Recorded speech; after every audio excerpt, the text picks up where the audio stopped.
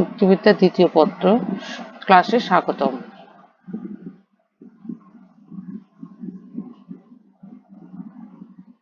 আমি শামীমা শাহীন, সহকারী অধ্যাপক, যুক্তিবিদ্যা, police line school and college, Rangpur.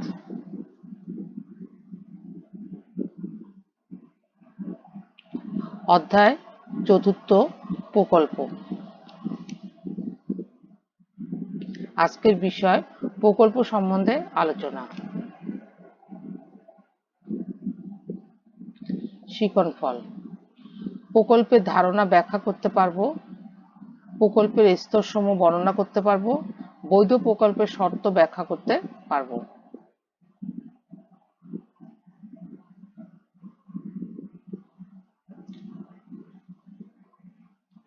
প্রকল্পের সংজ্ঞা। প্রকল্প কথাটির অর্থ হচ্ছে সাময়িক আন্দাজ বা আনুমানিক ধারণা। যুক্তিবিদ মিল প্রকল্পের যে সংজ্ঞা দিয়েছেন তা নিম্নরূপ: কোনো প্রকৃত প্রমাণ ছাড়া বা অপ্রতুল প্রমাণের উপর ভিত্তি করে আমরা যে আনুমানিক ধারণা করি তারই নাম প্রকল্প। এখানে উদ্দেশ্য হচ্ছে বাস্তব ঘটনাবলীর সাথে সঙ্গতি রেখে ধারণাটি থেকে কতগুলো সিদ্ধান্ত অনুমান করা। যদি দেখা যায় যে ধারণাটিকে অনুমিত সিদ্ধান্তগুলোর সাথে জ্ঞাত সত্যের মিল আছে, তাহলে আমরা বিশ্বাস করি যে ধারণাটি অবশ্যই সত্য হবে কিংবা অন্তত সত্য হওয়ার সম্ভাবনা থাকবে। যুক্তিবিদ কপি প্রকল্পের সংজ্ঞা দিতে গিয়ে বলেন, প্রকল্প হলো ব্যাখ্যাদানের একটি প্রচেষ্টা। কোনো ঘটনাকে বৈজ্ঞানিকভাবে ব্যাখ্যা দেওয়ার জন্য যে প্রাথমিক আনুমানিক ধারণা করা হয় তাই প্রকল্প।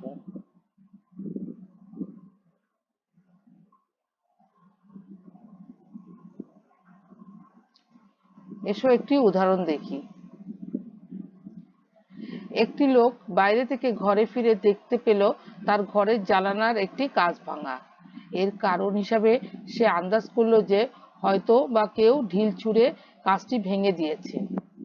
এই ধারণার উপর নির্ভর করে সে সিদ্ধান্ত করল যে যদি ঢিল ছোড়া কাঁচ ভাঙার কারণ হয় তাহলে ঢিলটি ঘরের মধ্যেই পাওয়া যাবে।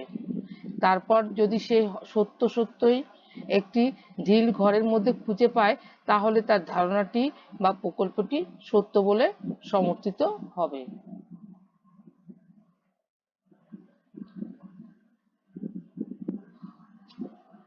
এসো এবার প্রকল্পের স্তরসমূহ দেখি।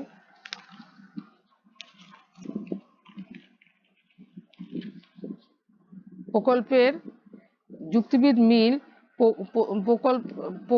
প্রকল্পের সংজ্ঞাটি বিশ্লেষণ করে আমরা প্রকল্পের মধ্যে বিভিন্ন স্তর পাই। সেগুলো হলো প্রথমত নিরীক্ষণ। প্রথমেই আসে নিরীক্ষণ। প্রকৃতিতে বিভিন্ন ঘটনা ঘটে যাচ্ছে। নিরীক্ষণের সাহায্যে আমরা কোনো একটি ঘটনার সংস্পর্শে আসি এবং সেটিকে ব্যাখ্যা দেওয়ার জন্য উদ্যোগী হই। ঘটনাটির কারণ সম্বন্ধে জানবার জন্য আমরা তাকে মনোযোগ সহকারে প্রত্যক্ষ করি এবং তার পারিপার্শ্বিক অবস্থাবলীর খোঁজ খবর নিই। ঘটনাটিকে এভাবে নিরীক্ষণের সময় আমরা তার কারণ সম্বন্ধে চিন্তা ভাবনা করি। একাধিক ভাবনা আমাদের মনে দোলা দেয়। যেমন, ঘরের মধ্যে প্রবেশ করে আমি দেখলাম যে ঘরের জানালা একটি কাঁচ ভাঙা। আমি ঘটনাটিকে ভালোভাবে নিরীক্ষণ করলাম। কাঁচ ভাঙার সম্ভাব্য কারণ সম্বন্ধে বিভিন্ন ধারণা আমার মনে আসলো। এটাই হচ্ছে নিরীক্ষণ। আনুমানিক ধারণা। আনুমানিক ধারণা এরূপ এরপর নিরীক্ষণের পরে আসে আনুমানিক ধারণা। আনুমানিক ধারণা বলতে আমরা বুঝি নিরীক্ষণ ঘটনাটি ব্যাখ্যা দেওয়ার জন্য আমরা যথোপযুক্ত প্রমাণ পেয়েই হোক আর না পেয়েই হোক এর কারণ সম্বন্ধে মনে মনে একটি আনুমানিক ধারণা গঠন করি। নিরীক্ষণের সময় আলোচ্য ঘটনার সম্ভাব্য কারণ সম্বন্ধে আমরা যে ধারণা পাই তার মধ্য থেকে যে কোনো একটি সম্ভাবনাকে আমরা কারণ বলে আন্দাজ করি। যেমন, ঘরের কাঁচ ভাঙা দেখে আমি ব্যাখ্যার জন্য আনুমানিক ধারণা গঠন করি যে কেউ হয়তো ঢিল ছুঁড়ে কাঁচটি ভেঙে দিয়েছে। এরপরে আসে সিদ্ধান্ত অনুমান।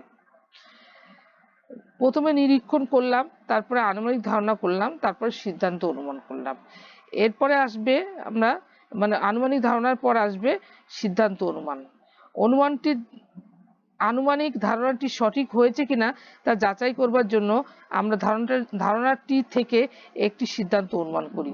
প্রকল্প মানে একাধিক সম্ভাবনার মধ্যে যে কোনো একটিকে কারণ বলে আন্দাজ করা। এই আন্দাজ কোনো সময় সঠিক হয়, আবার কোনো সময় ভ্রান্ত বা ভুলও হতে পারে। তাই একে বাস্তব ঘটনাবলী দিয়ে যাচাই করে নিতে হবে। যেমন ঢিল ছোড়াকে কাঁচ ভাঙার কারণ হিসাবে আন্দাজ করার পর আমি সিদ্ধান্ত উপনীত হই যে সেক্ষেত্রে ঢিলটিকে ঘরের মধ্যে পাওয়া যাবে। পরীক্ষামূলক সমর্থন। পরীক্ষামূলক সমর্থন হচ্ছে সর্বশেষ স্তর। অনুমিত সিদ্ধান্তটি যদি বাস্তবের সাথে মিলে যায় তাহলে আনুমানিক ধারণাটি বা প্রকল্পটি সত্য বলে সমর্থিত হয়। আর যদি সিদ্ধান্তের সাথে বাস্তবে মিল না থাকে তাহলে ওই প্রকল্পটিকে বাতিল করে আরেকটি নতুন প্রকল্প গ্রহণ করতে হবে। যেমন অনুমিত সিদ্ধান্ত অনুযায়ী আমি যদি সত্যি ঘরের মধ্যে একটি ঢিল খুঁজে পাই তাহলে আমার গৃহীত প্রকল্পটি সত্য বলে সমর্থিত হবে, অর্থাৎ আমি এই ঢিল ছোড়াকে কাঁচ ভাঙার কারণ বলে গ্রহণ করব। তার মানে প্রিয় শিক্ষার্থী, তোমরা দেখো প্রকল্পের স্তর কি কি তাহলে বললাম: নিরীক্ষণ, আনুমানিক ধারণা, সিদ্ধান্ত অনুমান, পরীক্ষামূলক সমর্থন।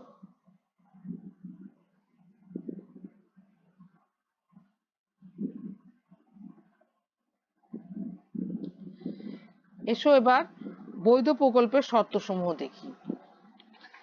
প্রকল্প হলো একটি আনুমানিক ধারণা, কিন্তু যে কোনো আনুমানিক ধারণাকে যথার্থ প্রকল্প বা বৈধ প্রকল্প বলতে পারি না।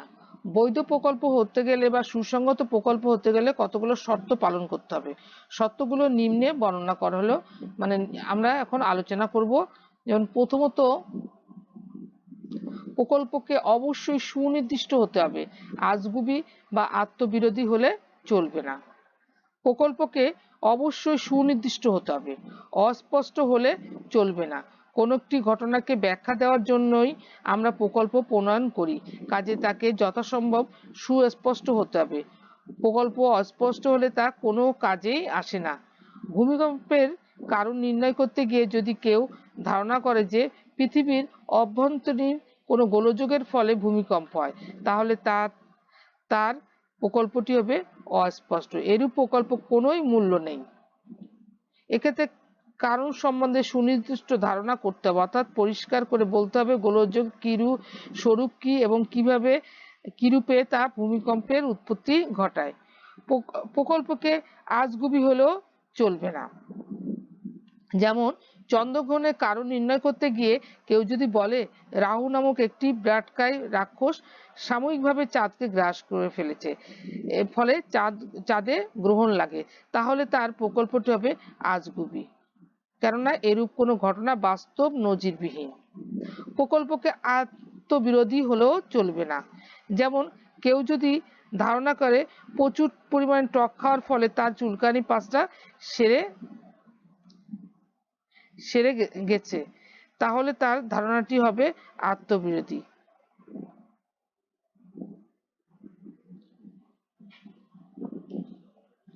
প্রকল্পকে প্রাসঙ্গিক এবং সামঞ্জস্যপূর্ণ ধারণার প্রকাশক হতে হবে। প্রকল্প প্রণয়নের মূল উদ্দেশ্য হচ্ছে কোনো ঘটনার কার্যকারণ সম্পর্ক আবিষ্কার করা। এই সম্পর্ক আবিষ্কার করতে হলে এমন একটি প্রকল্প প্রণয়ন করতে হবে যা সংশ্লিষ্ট ঘটনার জন্য খুবই প্রাসঙ্গিক। অপ্রাসঙ্গিক ধারণা ঘটনা ব্যাখ্যার ক্ষেত্রে কোনো কাজে আসে না। তাছাড়া কল্পিত ধারণাটি আলোচ্য ঘটনার সাথে সামঞ্জস্যপূর্ণ হতে হবে। সামঞ্জস্যহীন কোনো ধারণার মাধ্যমে কোনো জানা কার্যের কারণ অথবা কোনো জানা কারণের কার্য নির্ণয় করা সম্ভব নয়। ধরি একটা উদাহরণ দেই, যেমন একজন লোক দীর্ঘদিন ধরে অসুখে ভুগছে, সে ডাক্তারের ভুল চিকিৎসার ফলে দিনে দিনে আরো অসুস্থ হয়ে পড়ছে। এমত অবস্থায় তিনি ডাক্তারের চিকিৎসার উপর আস্থা হারিয়ে ফেললো এবং ওষুধ খাওয়া বন্ধ করে দিল। কিছুদিনের মধ্যে তিনি সুস্থ হলো, ফলে তিনি ধারণা করলেন যে ওষুধ খাওয়া বন্ধ রাখাই তার সুস্থতার কারণ। এক্ষেত্রে লোকটির কল্পিত ধারণাটি অসুস্থতা ঘটনার সাথে প্রাসঙ্গিক নয়, বরং সামঞ্জস্যহীন। তাই প্রকল্পটি বৈধ বলে বিবেচিত হতে পারে না। প্রকল্পকে প্রতিষ্ঠিত সত্যের সাথে সঙ্গতিপূর্ণ হতে হবে। সবসময় প্রকল্পকে প্রতিষ্ঠিত সত্যের সাথে সঙ্গতিপূর্ণ হতে হবে। যেসব বিষয় সত্য বলে প্রতিষ্ঠিত বা স্বীকৃত হয়েছে প্রকল্পকে সেসবের সাথে সংগতি হতে হবে। কোনো জানা নিয়মের বিরোধিতা করলে সাধারণত প্রকল্প মিথ্যা হয়। কতগুলো বিষয় পূর্ব থেকে নিশ্চিত সত্যরূপে চালু হয়ে যায়। কোনো নতুন প্রকল্প যদি এরূপ স্বীকৃত সত্যের সাথে খাপ না খায় তাহলে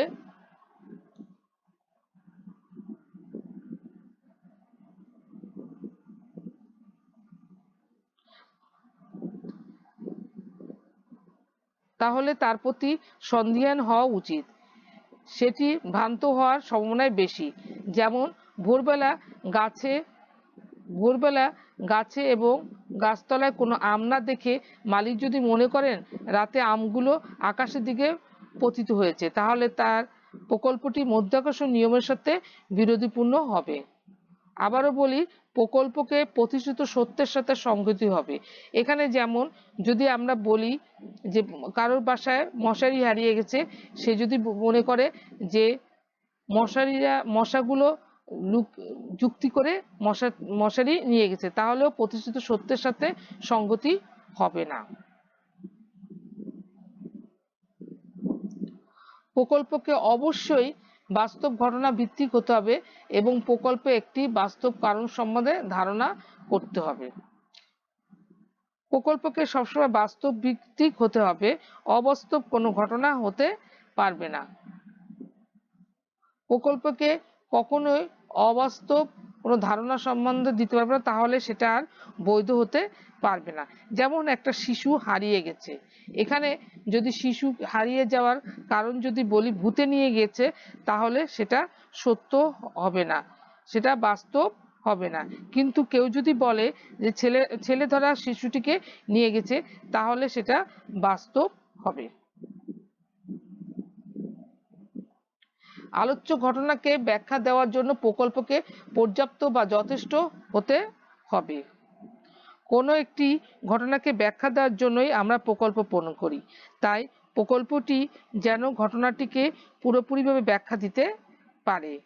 যে প্রকল্প ঘটনার আংশিক ব্যাখ্যা দিতে সক্ষম তার কোনো মূল্য নেই। প্রকল্পের একটি উল্লেখযোগ্য গুণ হচ্ছে ঘটনা ব্যাখ্যা দেওয়ার জন্য পর্যাপ্ত ক্ষমতা থাকা। প্রকল্পের একটি উল্লেখযোগ্য গুণ হচ্ছে ঘটনা ব্যাখ্যা দেওয়ার পর্যাপ্ত ক্ষমতা থাকা। যে প্রকল্পে এই ক্ষমতা বেশি তার মূল্য বেশি, যে প্রকল্পে এই ক্ষমতা কম তার মূল্য কম। যেমন উৎপাদন হ্রাসকে আমরা যদি কাপড়ের মূল্য বৃদ্ধির কারণ বলে ধারণা করি, তাহলে প্রকল্পটি হয়তো পর্যাপ্ত হবে না। এক্ষেত্রে অসৎ ব্যবসায়ী চক্রান্ত উৎপাদনের উচ্চ মূল্য বৃদ্ধির সাথে জড়িত থাকতে পারে। প্রকল্প যাচাইযোগ্য হতে হবে, অর্থাৎ প্রমাণ বা অপ্রমাণের উপযুক্ত হতে হবে। প্রকল্পকে অবশ্যই যাচাইযোগ্য হতে হবে, অর্থাৎ প্রমাণ বা অপ্রমাণের উপযুক্ত হতে হবে। প্রকল্প এমন ধরনের হতে হবে যে আমরা যেন তাকে বাস্তব ঘটনাবলী দিয়ে যাচাই করে নিতে পারি, অর্থাৎ তাকে বাস্তবের সাহায্যে প্রমাণ বা অপমান করতে পারি। প্রকল্পকে যাচাই করবার জন্য আমরা তাকে নিরীক্ষণ বা পরীক্ষণের সাহায্যে সরাসরি বাস্তবের সাথে মিলিয়ে নিতে পারি, অথবা তার ফলাফল সম্বন্ধে একটি সিদ্ধান্ত অনুমান করে তাকে বাস্তবের সাথে মিলিয়ে নিতে পারি। যে প্রকল্পকে এভাবে যাচাই করা যায় না তার কোনো বৈজ্ঞানিক মূল্য নেই। কোনো ঘটনাকে ব্যাখ্যা দেওয়ার সময় আমরা যদি কোনো ভৌতিক বা অপ্রাকৃত কারণকে আন্দাজ করি, তাহলে তা যাচাইযোগ্য হবে না। যেমন একটি মেয়ে বিকারগ্রস্ত হয়ে অস্বাভাবিক আচরণ করছে, এর কারণ হিসাবে কেউ যদি ধারণা করে যে তার উপর জিনের আসর হয়েছে, তাহলে তার ধারণাটি প্রমাণ বা অপ্রমাণের যোগ্য হবে না, কাজে এটি গ্রহণযোগ্য নয়। কিন্তু ঘটনাটি কারণ হিসেবে কোনো ডাক্তার যদি ধারণা করে যে মেয়েটি জলাতঙ্ক রোগ হয়েছে, তাহলে তার ধারণাটি পরীক্ষা করে যাচাই করে নেওয়া যাবে, কাজে এটি গ্রহণযোগ্য হবে। তাহলে প্রিয় শিক্ষার্থীরা, কি দাঁড়ালো? প্রকল্পের কতগুলো শর্ত আছে এবং এই শর্তগুলো মেনে চলে প্রকল্পটা বৈধ হবে। আবারও বলি, প্রকল্পকে অবশ্যই সুনির্দিষ্ট হতে হবে, আজগুবি বা আত্মবিরোধী হলে চলবে না। প্রকল্পকে প্রাসঙ্গিক বা সামঞ্জস্যপূর্ণ ধারণার প্রকাশক হতে হবে। প্রকল্পকে প্রতিষ্ঠিত সত্যের সাথে সংগতিপূর্ণ হতে হবে। একটি প্রকল্পকে অবশ্যই বাস্তব ঘটনা ভিত্তিক হতে হবে। আলোচ্য ঘটনাকে ব্যাখ্যা দেওয়ার জন্য প্রকল্পকে পর্যাপ্ত বা যথেষ্ট হতে হবে। প্রকল্প যাচাইযোগ্য হতে হবে, অর্থাৎ প্রমাণ বা অপ্রমাণের উপযুক্ত হতে হবে। প্রিয় শিক্ষার্থী, আমরা আজকে যেটা জানলাম, প্রকল্প কি, অর্থাৎ প্রকল্পের সংজ্ঞা, প্রকল্পের স্তর এবং সুসংগত বা বৈধ প্রকল্পের শর্তাবলী। তোমরা খুব মনোযোগ সহকারে এই বিষয়গুলো পড়ে নিবে।